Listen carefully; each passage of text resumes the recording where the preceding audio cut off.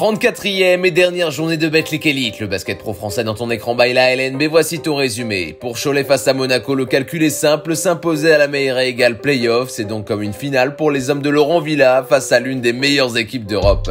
Makoundou est transcendé et l'attraction est envoyée en l'air.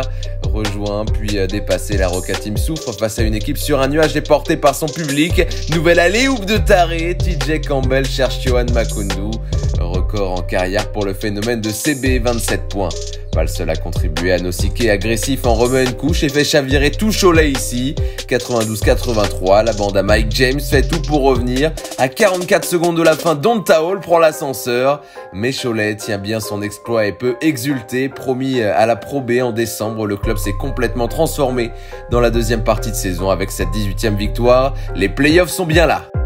Un classique à Beaublanc avec un Limoges Asvel. Les Limougeaux, auteurs d'une magnifique saison, veulent verrouiller cette 4e place, synonyme d'avantage du terrain. Massenburg est convaincant. Sauf que les Villeurbanais, leaders, sont en rythme. 10 victoires de suite en Betclic Elite. L'ancien du CSP, William Howard, trouve une ficelle bien lointaine, 41-52. Ça y est, Lyon-Villeurbanne monte en température et donne les clés à Chris Jones. Le créateur texan en totale isolation devant Nicolas Lang se régale. Le temps mort de Massimo Cancellieri derrière est pris, mais le 11e succès consécutif ne fait plus de doute pour l'équipe de TJ Parker. Les doubles champions de France en titre héritent donc de Cholet dans leur série. Paris fait partie des 3 clubs menacés de descente lors de la dernière journée, sous pression certes, mais avec la volonté de tout donner. La formation de JC Pratt malmène les Metropolitans 92 qui peinent à entrer dans leur match. 34-50, c'est Will Cummings qui est appelé pour mettre de l'ordre dans la maison de Boulogne-le-Valois.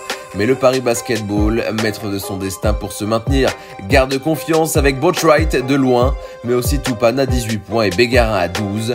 Juan Bégarin solide ici sur son face-à-face avec Vince Hunter. Le mi-distance est payant pour définitivement valider une saison prochaine en Betclic Elite. Paris s'impose une deuxième fois contre Boulogne-le-Valois cette saison, qui reste 3e.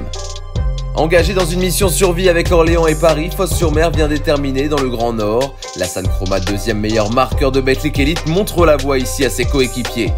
57-64, à 9 minutes de la fin, revoilà l'Américain qui est toujours là et donne aussi des caviars. Malgré cette avance confortable et un booker royal, les Bayers flanchent dans le Money Time et le Portel revient au contact. 79-79, 0.5 au chrono. Ultime chance de l'emporter, tentative de alley-oop, mais une faute est sifflée sur Deshaun Booker. Auteur de 33 points au total, l'ancien du MSB recruté pour sauver Foss ne se fera pas prier sur les lancers. Cette victoire au chaudron validera le maintien pour Foss qui termine 16e. À Maurice Torres, sa bataille sévère entre Nanterre et Strasbourg, les Alsaciens démarrent très bien. Interception signée JB Maille en transition qui trouve son compère de toujours Morin au dunk, 7-2 après 2 minutes. Mené de 8 points ici, la formation de Donadieu veut se reprendre et à son tour vole des ballons. Personne ne pourra aller chercher Mokoka. Battus en première mi-temps, les Nantériens vont inscrire jusqu'à 25 points dans le 3e pour prendre les commandes. Adam Mokoka et Kay, le buffle charge vers le cercle. 10 secondes, la SIG cherche les 3 points pour égaliser. John Robertson ciblé libère intelligemment pour Mitchell. Dedans, 74 partout. Plus de temps mort, la prolongation s'annonce, mais Jérémy Sangline veut quand même la tenter. Moins de 3 secondes pour déclencher, on ne sait jamais. Au buzzer! Complètement dingue, pas de play-off pour Nanterre certes, mais du bonheur pour ses supporters sur le dernier match de la saison. Rohan a validé son maintien et aborde avec sans trop de pression son dernier match, tout le contraire de l'élan béarnais qui vise la meilleure position possible dans le top 8.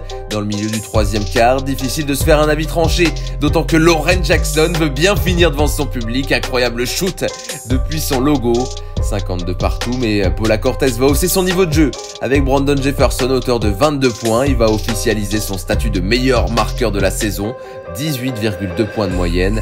Avec ce coup d'accélérateur, les visiteurs prennent le large face à des Rohanais qui baissent les armes, 87-103. Pau solide termine à la 6e place de Betclic Elite et affrontera donc Boulogne-le-Valois en play-off. Avant de se tourner vers la Pro B et préparer la suite, le Champagne Basket tenait à bien finir à domicile face à Bourg-en-Bresse. Le ballon circule bien, conclusion sur un flotteur qui flirte avec le ciel. Phase de combat où les deux équipes se tiennent. Au poste, Jacore Williams s'impose malgré 3 joueurs autour de lui. Une certaine régularité pour la JL Bourg au scoring, sauf que Chalon-Reims va devenir complètement injouable en deuxième mi-temps. 27 points dans le 3e, 29 dans le 4e. Passe laser de Stockton pour un grand Sacco en double-double. 17 unités, 14 rebonds dont 6 offensifs. Goudousina également dans une perf incroyable, 24 points à 4 sur 5 de loin. Score final 93 à 90, 9e défaite pour les Burgiens qui viennent d'annoncer le départ de Laurent Leniam. À Antares, dans cette dernière journée, Le Mans commence sur les chapeaux de roue face à Dijon, sublime caviar de Kadjamikin pour Cunningham, 13 à 6. Rejoint par la JDA Dijon, le MSB fait confiance, encore et toujours à son moteur. Captain Tarpey, l'international ne tremble pas dans le corner. Lui est revenu à la compétition au mois de mai et semble avoir retrouvé toutes ses sensations. Scott Bamforth, à 20 points, nous offre un shoot magique. L'équipe de Delors se sublime, même si Terrell Gomez, pour les Dijonnais, va maintenir le suspense, 39 à 35 à la pause. Mais la deuxième mi-temps sera totalement orange, avec une JDA complètement inoffensive. Très belle victoire pour les locaux qui, cependant, avec une 9e place, n'iront pas en play-off, une première depuis 5 ans. Avec les victoires de Paris et Fos, Orléans ne pourra pas se maintenir en Betclic Elite, mais vu que toutes les rencontres de cette 34e journée se jouaient en même temps, l'OLB ne peut pas le prévoir et joue le coup à fond. 12 points d'avance ici. Abdou Ndoye, en revanche pour le BCM, envoie un gros dunk en contre-attaque pour essayer de ramener son équipe. Même situation en deuxième mi-temps. Cette fois, c'est Ulmer qui doit bien négocier. Bien aidé par son coéquipier, il transforme l'offrande. La Monte Ulmer sort une belle perf dans cette rencontre et se montre agressif sur la ligne et au rebond, 14 et 7. Malgré la belle avance orléanaise, Gravelines Dunkerque, à l'image du Portel dans sa salle, opère un dernier comeback. Sidestep et Fofana met le feu à Sportica.